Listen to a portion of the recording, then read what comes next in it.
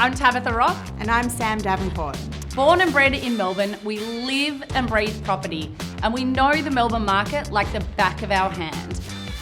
We've both been buying and selling real estate in Metro Melbourne for over 2 decades combined, and we've learned a few lessons along the way.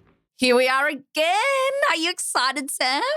I couldn't be happier. Really? That's great I'm to hear. And okay. I think you're lying to me, Yeah. but that's all right. We're here. We've got bells on. This week, we want to talk to you about short-term accommodation stays, Airbnb, bookings.com, whatever you're putting your short-term rental on. We're just discussing it because we used to get a lot of questions about, hey, I want to buy this property as an investment to lease out short-term. And we are getting it less and less. And I think that, I think it comes down to several factors. But we'll discuss it because there is some people out there that are still considering it in Victoria, even though we've got a little tax coming. Oh, yeah. This is the reason why we want to talk about it, is that there is a changing landscape. Like with all good ideas, once the government catches on, they're gonna make it more difficult for you to make money off it. Oh, my God. Funny you say that because I didn't realise with Uber cars, this is a bit of a diversion, but they pay the Melbourne airport to come into Melbourne Airport. Yeah. I did not Years realise ago. that. Well, yeah, years ago they introduced that, and that's, it's just because the actual yellow cab taxi or the taxi companies were all wrapped up in bed with, they were paying taxes and things like that for the license plates and all of that sort of stuff. So it was the airport. I was Yeah. like, okay, you know how to make some money, drive revenue. Oh, yeah. They're like, how can we take a clip of this? Yeah. But yes, there is a new tax coming. The government loves that. They're loving that after COVID to make back some of the money that they gave away or prop businesses up, prop people up with. Yeah, well, it's also obviously because there's a big issue with housing, social housing, affordable housing, and there has been in the last 5 to 10 years a big shift of long-term investment properties move into the short-term rental space, which now is putting the pressure on the housing and affordable housing area of the market. So they're definitely that's what they're saying is the reason why. Yeah. I think so many people before this tax was announced were being slightly put off just due to the amount of competition. I mean, Airbnbs like 5 years ago was such a cash cow for people. I remember a woman in Richmond when I was selling real estate just used to lease out her back converted shed thing. And she's like, this is like a salary. I don't have to work, because she was right next to the MCG. Yeah. It was booked all the time to corporates, people going to the footy. And I was like, wow. And I think that is happening less and less because there is such competition because everyone's trying to cash in. So I think a lot of people were moving away from the short-term rental space just due to the competition and not getting the level of bookings that they needed to make it make sense, financial sense. Well, it's funny because years ago when we were selling, when I was a selling agent and I was selling one of the apartments in the block in South Melbourne from the show, The Block. Yep. And that was sort of at the time at which it was at its peak, really. Like people were buying multiple investment properties for the sole purpose of short-term stays, so to Airbnb them out, oftentimes in a city or in the city. But now it's sort of, I think, obviously through COVID they would have, died a very slow death, very slow, painful death. But through, I think, also post-COVID times, how many people are wanting to rent a 1-bedroom apartment in the city with no car park for, $240 for the night? I mean, just how many people? I think quite a few. Really? Yeah, still. Yeah. But I think the problem is there's just so many 1-bedroom apartments with no car parks on offer. Yeah. Like if you go on Airbnb or that's Stays, what I mean. Like how many people can be possibly wanting to do that? Absolutely. So the competition is up, and that's, I think, driving people away from this model. And I think also when people are considering this strategy, they need to be really careful about what the rules are in the block of apartments, but also the local council, because I think they're having the power to say, I mean, it happens in Burleigh, the number of days up there that you can have your property leased out to short-term rental Yeah. is quite Yeah. numbered. Well, they haven't introduced that yet In in Victoria, Victoria, yeah. but that's on discussion. So now what they have passed, though, is the 7.5% levy on revenue for short-term stay, and that's on any booking under 28 days, and that will come into play for any booking from January 2025 onwards. But what they were also talking about is for buildings to have a say, as in body corporates, power. to have the power to say yes or no, and then also councils as well, local councils. But I just sold a property for a client in Port Melbourne, and it was on the beach, stunning apartment, perfect Airbnb, perfect short-term stay. But that building, that body corporate had a no short-term rental clause in there. Mind you, I don't know how I feel about that, because I remember buying we tried to buy a place in Parkerville, and there was such old owners corporation rules in the contract which said you weren't allowed to play a musical instrument in your property. And my client's like, not that I play the trumpet, but like, are they If I wanted to. Yeah. I should be able to pull out the trombone and give it a whirl. Knock out a few chords. And so I have to say that I don't love that, because I think that, who runs the body corporate, are they just power tripping to be, making sure that they feel like they can control people's lives? Or is it really due to, there's parties in the block? It's definitely about the party thing. I don't know, because people get on body corporate committees and they want to rule the roost. Oh, yeah. I mean, there's power trippers in life, aren't there, I guess? But it would definitely be, that concept of like, do you care about your own personal property more than you care about your neighbours? You probably, a lot of people would care about their own personal property, more than they care about someone else's. So then the lack of care factor for the people coming in and out, yes, definitely parties. Well, I think it just speaks to, we care about the block. We want a good environment, a good community. We don't want sort of the transient nature, people, of an Airbnb. So, look, I don't disagree with it. I wouldn't want it in my block, but I'm just cautious how much pull the old owners corp can have, because next minute they'll be telling me I can't actually play my trumpet in my apartment. Yeah, and enforcing that. Yeah, which is I don't really think that's an enforceable rule, but yeah, I mean, noise after certain hours, sure, I would agree with that. Past 11 p.m. noise, whatever. But if you're all living on top of each other, I think that's fair. That's okay.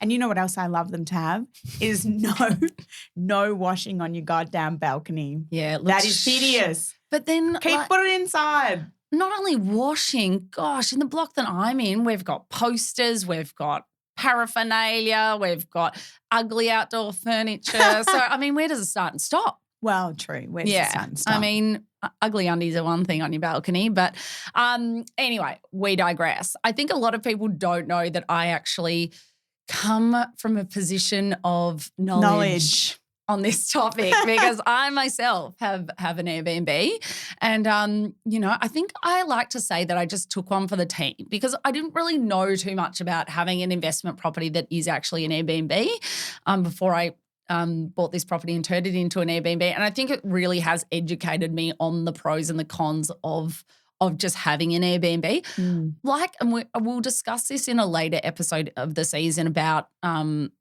property, having an investment property and just renting that out and what that looks like. But there are probably more complications with an Airbnb. Like we mentioned, rules in body corporates and councils can change. Taxes can be introduced. That makes it harder. Days can be numbered. But I think on the day-to-day management of it, people don't understand, your insurances are a lot higher when you have an Airbnb. Like what is the difference? Cost dollar for dollar. Well, just like a loose general example of percentage. Is that possible? 20% more? 30 to 50. 50% more on all insurances for long-term rental versus short-term rental? Well, contents. Just contents. Contents and like. Not building. No, not building. I don't know. I wrap them up into one, but I'm definitely know that the other one of my ones is 30%, but I didn't check how much it was if I rented it out normally. Yeah. But just when I bought it, I think I probably didn't research the competition in the area enough. Yeah. So how many Airbnbs were available. And actually at the time, I think I was, if I did look, only checked on Airbnb and forgot to check sort of stays. Right. Because I remember you Booking.com. did check. You Yeah. checked. And that's how you got your pricing. No, Airbnb just gives you an option. Oh. Yeah. But I think I did look to sort of work out my numbers and figures and whether it would all stack up. And look, to be honest, mine's a bit of a lifestyle property, so I do want to stay out there, and that's why I wanted to rent it out Airbnb to have that flexibility to stay there, where I don't think a lot of people are doing Airbnb for that reason. Yeah. But the ongoing management is a killer. Like whenever someone checks in, I'm like, what's going to break this time? Yeah. And does stuff break? Are you often No, getting… because luckily I'm in a country area. It's very family friendly. So Yeah. a lot of the people that stay are super respectful. They clean up within an inch. It's almost too much. Like let the Really? cleaner do something. Yeah. But just the level of communication you need to have with guests. Yeah. Whether Through you're the process while they're there the whole time, or just in check-in and check-out? Check in, check out. Sometimes, I mean, I'm quite organised, so I leave a lot of instructions around, but that's a consideration, really setting your Airbnb up for success, furnishing it correctly. I mean, I remember interviewing a management firm for it, and she said, oh, you actually need another 2 couches because the place sleeps 7. Yeah. So just thinking about that side of things and the furnishings, and are they all durable, or are you going for a really funky aesthetic look that's appealing on the listing, but then if something does break, your heart's going to break a little bit. Yes. So there's this fine line of IKEA furniture and something something expensive. Yeah. Yeah. I think people need to understand their goal. Yeah. Why are you buying this property for Airbnb? Is it cash flow? Because I think in the past, a lot of times people have bought these investment properties, had them as Airbnbs for the cash flow perspective. I don't think that's quite there anymore. Okay. I mean, maybe in some areas, but I know that we had a client that had an Airbnb in Torquay. That was an absolute cash cow, and now it's just a real slug. There's a lot of competition. Yeah. It's hard to find cleaners. They get complaints on the level of cleanliness. Really? See, that I couldn't deal with. Yeah. I can't deal with that. Yeah. Things where I have another friend that's got one down in Rye. They had complaints about toilet seats breaking on New Year's Eve and had to get an emergency handyman out there. Oh my God. I know. Crazy stuff, but some people are pretty unreasonable in life. Yeah. And so you've just got to expect the worst. I mean, I'm on this Airbnb Facebook group. I don't post. I just, stalk. And just the horror stories of some places. And I think it would be more Airbnbs on South Bank and things that really get that. Yes. The revelers. Yeah. And just the nightmare of how their properties are left in and the damage caused, and then going through Airbnb to insurance care to cover it. And I think just be careful about all these aspects when you're thinking. Yeah, when you're choosing that route for ownership, that you're going to hold it and do short-term stay. So then what are the positives of short-term stay? Well, Why for would you do it? me, it is that ability to be able to use Stay the property. there. Yeah. As a holiday house. Yeah, exactly. But that really, to me, I mean, there will be some areas. I mean, there's this famous Airbnb down in Tasmania that's on a lake in this really remote area. Yeah. And I know just her Airbnb gets booked out all the time. Yeah. So maybe if you've got that sort of uniqueness to your Airbnb. I've got another friend of a friend who's got this McMansion out in the sticks, which accommodates 20 or 30 people. Yeah. And they have the parties and the bachelorettes and the 50ths and things. And I think that does really well because they charge $15,000 a weekend sort of thing. Right, yeah. But yeah, I think be careful about and just think about what's the goal, what's the plan. I mean, we come back to this all the time. Yeah. What's the goal? What's the plan? What do you think you're getting out of it? Yeah. Work it out. Don't just fucking hope. Well, and also who's managing it? Are you managing it? Yeah. How much time? It's not that easy. If it's not close to you, who's that go-to person? Because things do break and I remember at my Airbnb, I had there was massive flash flooding and I had this waterfall come in on the window. Like the gutters were Yeah. obviously blocked. Yeah. Luckily, the Airbnb guest was so lovely and I didn't have to race there or get someone to Yeah. race there. But like that sort of thing, like who will be your support person Who if you're is not going? Yeah. local? And I just really think, sadly, the landscape will change, especially in regional Victoria. I'm sad for them because then your only options are like to stay at motels and like the local pubs accommodation. And I think that having Airbnbs in these areas, it encourage people to explore like tiny houses and things. So some of my best memories are going away to like a random basic home with another family, you know? So it's like that quality time that you're spending together, like with, 2 families or 3 families in one house. You don't get that when you're in a motel or in a hotel, you don't, obviously you each retire to rooms. Exactly. But, and also having it's just that like communal living. crusty furniture from the 80s, isn't it, in most motels? I haven't been to a good motel in a while. I tell you what, I'm getting a bit funny in my old age about sleeping on anyone else's bed. Oh, pillows. Pillows, the pillows mate. gross me out. Even sheets. I know you washed it, but many people have put their face on this sheet, and I'm not down for it anymore. I'm almost going to be one of those weirdos that like take your pillow. Take your sheets, take your pillow, take everything. Take your bloody bath towel. I was using a towel in a hotel the other day and I thought, many asses on this one towel. Like, I'm getting weird about it now. I can't get it out of my head. Oh, that's going to disturb me for any accommodation I stay in the near future because it will be front of mind and I hate you for that. I know. So, once you've got it in your head, you'll never think about it another way. It's like too much. It's all over.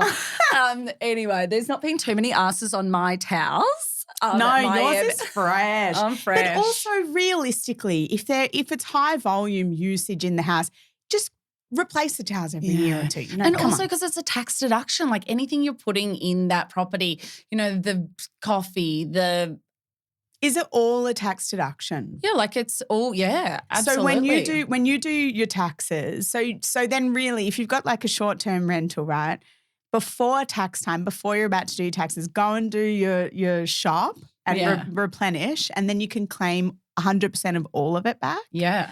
So if it's an Airbnb 100% of the time, if it's not and it's only available 50%, I mean, we're not accountants, so go check with your accountant. Yeah. But if it's available 100% of the time, 100%, you claimable. Claim it all. Yeah. I mean, like, don't claim broccoli because I'm not sure that you're leaving broccoli in the Airbnb for guests. Yeah. Certainly your soap and you might go through a few extra soaps that might stay in your own house, but I don't know. We're not discussing tax evasion, are we? No, Tabitha? we're definitely not. Sam. We're just like to get creative with most things that I do. Anyway, but look, it's been a really interesting experience. Would I do it again at an Airbnb? I probably would, just because it was a lifestyle decision for myself. But also, I bought it for Airbnb, but the block has development potential. So I had a real strategy around that purchase, and it wasn't just, I say this to so many people, just about thinking about your purchases. Like, don't think one-dimensional. Like, you need to have a few strategies, future strategies for it. Definitely. But we don't buy regional, but we should, given I've bought regional and I did it pretty well. But anyway. Yeah. I don't know. What do you mean don't buy regional? No, we don't buy regional as a company. I thought you meant. No, buy regional. I think it's fantastic. Oh, yeah. Gotcha. If you're not overpaying, because wowza, the Ballarats and the Bendigos and the Geelongs of the world are right up there after COVID. But anyway. Still now, I thought they just took a nosedive. Not a nosedive. I just got mine revalued and she's up. Oh, yeah. Yeah, and I've had mine, for a couple of years? I don't know. When did you buy it? Very soon after COVID, but, when money was cheap. Anyway, sometimes I say to my accountant, do as I say, not as I do. 100%. Amen, sister. Oh, yeah. All right, girl. Well, thank you for enlightening us. Did I? Yeah. I don't know. I think I left people a bit more confused, but that's all right. Come have a chat. Have a chat. the bottom line is, I think the most critical takeaway is that people have to work out exactly what they want goal. from it. Yeah, what's the goal? Don't just do it thinking, oh, Airbnb, I'm going to do short-term rental. It's going to be great. No. Really think about it. Look through, work out all the figures, Mine all of the doesn't management. get rented out like Monday to Friday ever. So, if I was planning on it bringing me income 50% a year, that's not correct. Never going to happen. Yeah. Or if it did, you would never be able to use it. Yeah, exactly. Yeah. So we don't want that either. All right. F, marry, kill. These are long, so just stay with me. Yeah, we just need like one word if I no kills. know. But anyway, that's all right. I could got the listening ears on. All right. No levy on the Airbnb revenue, but an annual tax based on the value of the home. Oh, another land tax, beautiful. Exactly. So you've already got your land tax that's payable because it's an investment property, and now they're introducing the levy, 7.5% levy on all revenue. But we're saying delete that tax on the revenue, but just give me a secondary tax for short-term rental. Will it be proportioned against like the value of the home? Based on the value, not the value revenue. Of the home, not revenue. So exactly, critical part of the question. Love it. Not revenue, based on the value of the home. So then maybe if you're a high volume, you'd prefer that. Okay, keep the levy, but increase it annually. However, 100% of it goes to fund social and affordable housing. So you're saying, I'm in a position where I've got multiple properties, and thank God for that, but also thank me for that because I work my ass off for it, right? But at least, and you're going to get taxed for it and it's going to continue to increase. But at least 100% of it is going to fund social and affordable housing. Pretty good. Or, depends what you think in life, I guess. Or introduce. No, we're done. Goodbye, everybody. No, give me the last option. All right. Or introduce a tax break for long-term rental investments and delete their land tax cost. Therefore, you're going to likely switch your investment from short-term stay to long-term stay. Well, okay, so I'm an owner and investor, definitely not the government, because that last one, they would not be down for that. There's like, $70 million of revenue gone, or whatever they're, $60 million a year, they think, will get this with the levy coming with into the levy, play. yeah, it's another 60 mil. But that'll be the good indicator of what do they care about. Yes. Because either we're helping, increase the number of housing for rent long term. Well, I think they're money driven, and that's why I really wouldn't believe that 100% goes to fund social housing. Like when you donate to a charity, about 2 cents of your dollar gets to the actual end cause. So yeah, like I'm all for social housing. I'm going to be a major philanthropist when I'm older. Is Love that the that word? For you. Yeah. But I'm getting rid of the 100% goes to fund social housing because I just don't believe that will ever happen. Not 100% of anything goes to anything. Yeah. I would love to think it does, but it doesn't. But what would you rather if you could choose? Okay. Not what do you believe will occur? Oh, right. If you could choose. Okay. Well, I want to marry tax break for long-term rental investment and delete land tax. Same. Because I think that will, Same. I think that will promote people having investment properties. And at the moment, they're doing sweet FA to encourage people to be property investors in Victoria currently. And then I will keep the levy and increase annually 100% goes to social housing because that's my feel-good moment, Feel-good moment. And then I'm killing off the annual tax. Like, ugh. I know. I don't want to send another tax statement to my accountant at the end of financial year. Just add that one on. Add it on. Gross. Ew. Are you doing the same as me? I'm doing the same as you. Yeah, always. for sure. Cute. For sure.